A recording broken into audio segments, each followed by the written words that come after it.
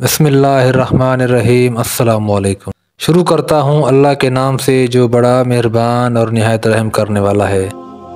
इस्लामी Kareena YouTube channel के अज़ीज़ दोस्तों, आज मैं आपको शहर सदूम में आबाद होने वाली कौम और उन पर अल्लाह का अज़ाब नाज़िल कैसे हुआ ये सब बताऊँगा इस वीडियो में।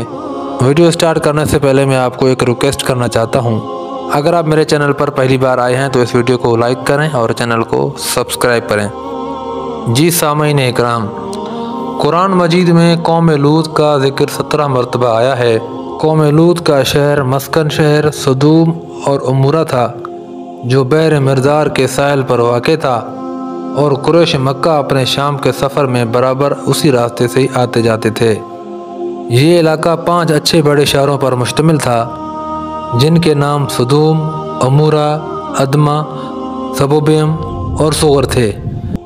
उनके मजमूआ को कुरान करीम ने मुतफ़िका और मुतफ़िकात यानी उल्टी हुई बस्तियाँ के अल्फाज में कई जगह बयान फरमाया है।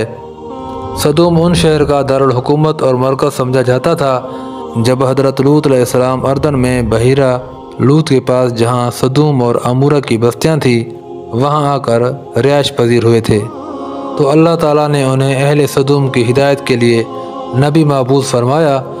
यहाँ के बाशिंदे फ़वाहिश और बहुत से गुनाहों में मुब्तला थे। दुनिया की कोई ऐसी बुराई नहीं थी जो उनमें मौजूद ना हो। ये दुनिया की सरकश, मुतमर्रिद और बदअखलाक कौम थी। इन बुराइयों के साथ साथ ये कौम एक खबीस अमल की मौजूद भी थी, वो ये कि वो अपनी नफसानी ख्वाहिशात पूरी करने के लिए औरतों के बजाय लड़कों से इख्तिलात रखते थे। दुनिया की कौमों में इस अमल का अब तक कोई रवाज न था। यही वो बदबख्त कौम थी जिसने इस नापाक अमल को शुरू किया था और उससे भी ज़्यादा बेहयाई की थी। वो ये कि अपनी इस बदकिरदारी को ऐब नहीं समझते थे, बल्कि खुल्लम खुला फ़ख्र के साथ इस काम को करते रहते थे। हज़रत लूत अलैहिस्सलाम ने इस कौम को उनकी बेहयाइयों और बुराइयों पर मलामत की और शराफत व तहारत की ज़िंदगी की रग़बत दिलाई और हर मुमकिन तरीके से नरमी और प्यार से उन्हें समझाया और नसीहतें की, और पिछली कौमों की बदअमालियों के नतायज उन पर आए हुए अज़ाबात बताकर इबरत दिलाई। लेकिन उन पर कोई असर नहीं हुआ, बल्कि उल्टा तंज करते हुए ये कहने लगे, ये बड़े पाकबाज लोग हैं, इनको अपनी बस्ती से निकाल दो।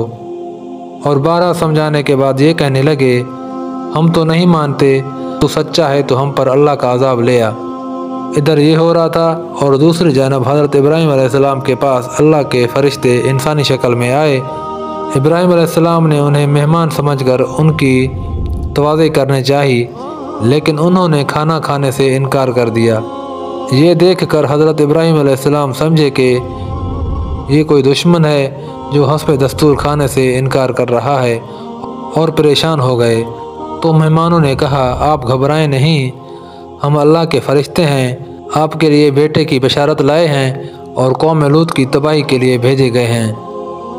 इब्राहीम अलैहिस्सलाम ने फरमाया, तुम ऐसी कौम को हलाक करने जा रहे हो जिसमें लूत अलैहिस्सलाम जैसा खुदा का बरगज़ीदा नबी मौजूद है। उन्होंने कहा, हमें मालूम है, लेकिन अल्लाह का यही फ़ैसला है कि कौम लूत अपनी बेहयाई और फ़वाहिश पर इसरार की वजह से ज़रूर हलाक होगी, और लूत अलैहिस्सलाम और उनका ख़ानदान इस अज़ाब से महफूज रहेगा सिवाय लूत अलैहिस्सलाम की बीवी के। वो कौम की हिमायत में और उनकी बदअमालियों में शिरकत की वजह से अज़ाब में मुब्तला होगी। फरिश्ते हज़रत इब्राहीम अलैहिस्सलाम के पास से रवाना होकर सदूम पहुँचे और लूत अलैहिस्सलाम के यहाँ मेहमान हुए, और यहाँ ये फरिश्ते खूबसूरत और नौजवान लड़कों की शक्ल में थे। लूत अलैहिस्सलाम ने उनको देखा तो बहुत परेशान हुए कि अब न जाने कौम उनके साथ क्या मामला करेगी। अभी वो इसी परेशानी में थे, कौम को खबर हो गई और वो लूत अलैहिस्सलाम के मकान पर चढ़ाई कर दी और मुतालबा करने लगे, इनको हमारे हवाले कर दो। लूत अलैहिस्सलाम ने उन्हें बहुत समझाया, लेकिन वो ना माने। तो उन्होंने सख्त परेशानी में कहा, काश मैं किसी मजबूत सहारे की हिमायत हासिल कर सकता।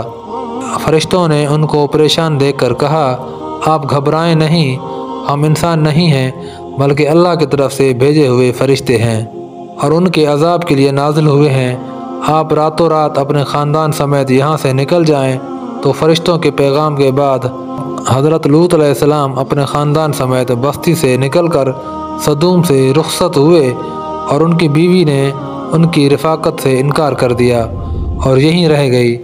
جب رات کا آخری پہر ہوا تو عذاب شروع ہو گیا۔ سب سے پہلے ایک سخت ہیبت ناک چیخ نے ان کو تہ و بالا کر دیا، پھر ان کی آبادی کو اوپر اٹھا کر زمین کی طرف پلٹ دیا گیا اور پھر اوپر سے پتھروں کی بارش نے ان کا نام و نشان مٹا دیا، اور گزشتہ قوموں کی طرح یہ بھی اپنی سرکشی کی وجہ سے انجام کو پہنچ گئے۔